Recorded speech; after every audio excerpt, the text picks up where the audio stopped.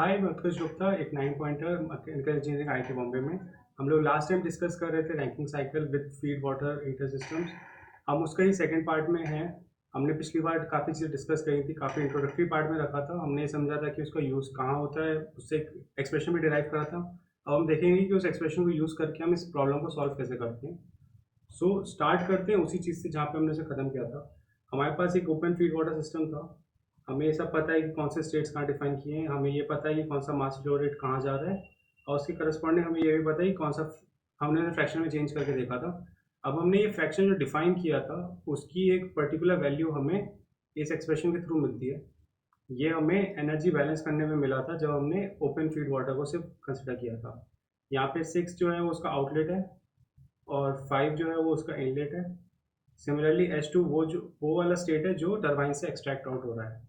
सो हमें एक ideal amount of जो हमें कंटेंट निकालना चाहिए फ्रॉम टरबाइन इन बिटवीन, वो हमें पता है थ्रू दिस एक्सप्रेशन। अब हम आगे बढ़ते हैं कि किस तरीके से हम इसका यूज़ करके टरबाइन का वर्क निकालेंगे, बाकी सारे पैरामीटर्स भी निकालेंगे। तो शुरुआत करते हैं पहले टरबाइन के वर्क से। हमें जस्ट पता है कि यहाँ पे साइकिल में ये स्टेप में 1 से पहले ये जा रहा है 2, और सिमिलरली कुछ अमाउंट जो जा रहा है वो 3।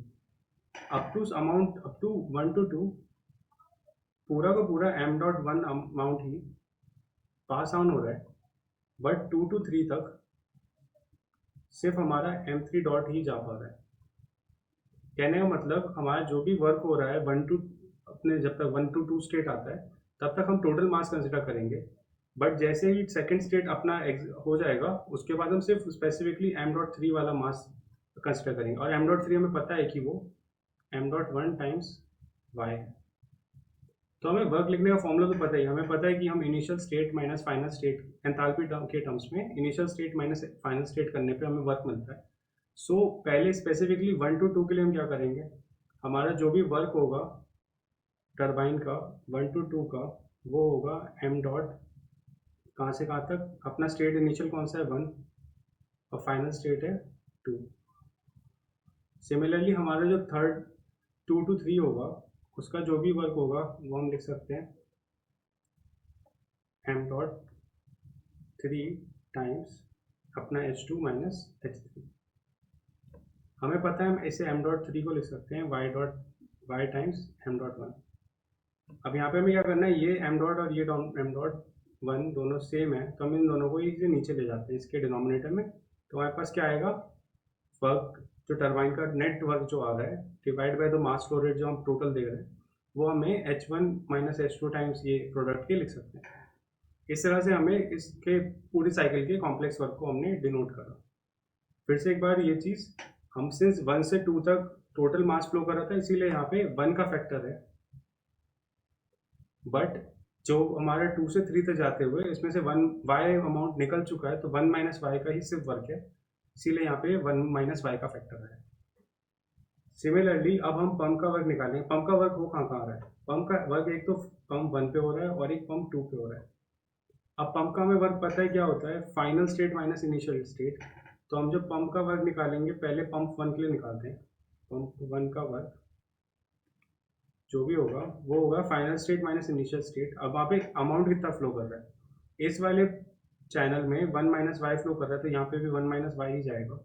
तो 1 माइनस वाई टाइम्स m.1 ही अमाउंट फ्लो कर रहा है। देन हमें फाइनल स्टेट है H5 और उसमें से माइनस करेंगे हम H4।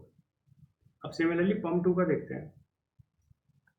पंप 2 के केस में क्या है, ये सेकेंड पंप में कितना अमाउंट जा रहा है, यहाँ पे वाई था वो 1 माइनस वाई से मिल गया, तो यहाँ पे 6 पे 1 पूरा टोटल कंबाइंड अमाउंट था, वो सब का सब यहाँ से फ्लो कर रहा है। तो जो भी कंबाइंड पंप को वर्क जाएगा वो पंप 2 को ले लेते हैं, पंप 1 ले लेते हैं। तो इसका अमाउंट कितना होगा, total amount time multiply by अपनी एंथैल्पी जो फाइनल स्टेट पे यानी कि 7 पे है माइनस इनिशियल स्टेट यानी कि 6 पे जो है, तो m.1 times H7 minus H6। सो हम यहाँ पे क्या करेंगे, इन दोनों का सम करेंगे। यहाँ पे हमें ये कॉमन है, हम इन दोनों का सम को क्या लिख सकते हैं, पूरा वर्क हमने डिवाइड कर दिया इन दोनों से, तो यहाँ पे H7 माइनस H6 बचेगा, और यहाँ पे ये 1 माइनस वाई का factor times H5 minus H4। सो इस तरह से हमने तो अपने जो पंप के लिए जो स्पेसिफिकली वर्क हमें देना होगा उसका भी एक्सप्रेशन निकाल लिया in terms of enthalpies and Y. एक बार वापस से पंप 1 में हमारा सिंस 1 माइनस वाई अमाउंट जा रहा था, इसीलिए हमने स्पेसिफिकली उसे देखा है। हमारे पंप 2 में पूरा अमाउंट जा रहा था, इसलिए वहाँ पे 1 का फैक्टर है। अब इसी तरीके से हीट कैलकुलेशन करते हैं। हीट कैलकुलेशन कहाँ पे हो रही है? क्यू डॉट इन हमारा सिस्टम के अंदर जा रहा है थ्रू द बॉयलर, और क्यू डॉट आउट हमारा सिस्टम के बाहर जा रहा है through the condenser. So Q dot in के लिए क्या कर सकते हैं, हमें इसमें से हीट बाहर जा रही है, तो अपने बॉयलर के लिए जो जो भी हीट अंदर आ रही है सिस्टम के, तो वो क्या होगा, initial state final state minus initial state. So हमारे पास जो भी वर्क होगा हम उसे डायरेक्टली लिख सकते हैं। अपना इनिशियल स्टेट 1 है, इसमें टोटल अमाउंट पास ऑन हो रहा है, इसलिए यहाँ पे 1 का फैक्टर है प्रोडक्ट में, क्योंकि सारा का सारा ही जो अपना वर्किंग फ्लूइड है वो उसके थ्रू पास कर रहा है, उसमें ही सारी हीट जा रही है। सिमिलरली हमारा जो क्यूड आउट आउट है उसमें हमारा क्या होगा, initial state minus final state. But यहाँ पे क्या एक चीज़ का डिफरेंस है कि यहाँ सारा अमाउंट फ्लो नहीं कर रहा, यहाँ सिर्फ 1 माइनस वाई टाइम्स वो टोटल अमाउंट ही फ्लो कर रहा है। तो उसमें जो भी हमारा कंडेंसर से हीट आउट होगा वो उन दोनों का ही प्रोडक्ट होगा, यानी कि 1 minus Y times H3 minus H4। तो हमारे पास क्या क्या आ गया, हमने टरबाइन का वर्क निकाल लिया, हमने पंप पे जितना वर्क जाएगा वो निकाल लिया, हमने कितनी हीट जाएगी वो निकाल लिया, हमने कितनी हीट बाहर आएगी वो सबके एक्सप्रेशन निकाल लिए। अब हम क्या चीज़ डिफाइन करेंगे, इसकी एफिशिएंसी और इसका बैक वर्क रेशियो। सो एफिशिएंसी कैलकुलेशन के लिए पहली चीज़ ये कि हमने अभी तक क्या स्कीमेटिक के जरिए देख रहे थे, इसी चीज़ को हमने प्लॉट में प्लॉट कर रखा है। हमें पता है कि यहाँ पे 1 to 2 तक कंबाइंड मास जा रहा है, इसीलिए 1 है। हमारा 2 to 6 जो था यहाँ से यहाँ तक सिर्फ वाई अमाउंट जा रहा है, तो वो वाई है। फिर जो भी बचेगा 2 to 3 यानी कि यहाँ से लेकर यहाँ तक वो 1 माइनस वाई होगा, तो वो यहाँ जा रहा है। सिमिलरली वो फ्लो होता हुआ 6 तक जाएगा, और जब ये दोनों 1 माइनस वाई और वाई मिलेंगे तो वो 7 पे जाएंगे। सो हमें सारी स्टेट्स पता है, उन स्टेट्स के करस्पॉन्डिंग कितना मास फ्लो रेट फ्लो कर रहा है वो भी हमें पता है। अच्छा, तो हमारे पास अब ये एफिशिएंसी की एक्सप्रेशन है, हम एफिशिएंसी को ईटा से रिप्रेजेंट करते हैं। तो एफिशिएंसी होता क्या है, change in total work output divide by हम जितनी भी हीट देते हैं। वर्क नेट कितना होगा, जितना हमने दिया यानी जितना हमने मिला सिस्टम से वो होता है टरबाइन का वर्क, माइनस जितना हमने दिया सिस्टम को जो कि पंप का वर्क। सो इन दोनों का डिफरेंस, अब हमें पता है कि हमने ये टर्म तो निकाल ही रखा है पहले से। वो टर्म कितना था, H1 माइनस H2 यानी कि initial state minus final state times कितना फ्रैक्शन ऑफ फ्लो कर रहा है यानी कि 1, इन दोनों का product, plus H2 minus H3 इसमें से कितना फ्लो कर रहा है 1 माइनस वाई। तो हम दोनों ने इन दोनों प्रोडक्ट करके सम कर लिया। ये पूरी की पूरी चीज़ ही हमें टरबाइन का वर्क दे रही है। अब सिमिलरली पंप का काम कहाँ पे हो रहा है, पंप का काम यहाँ पे हो रहा है और एक पंप का काम यहाँ हो रहा है।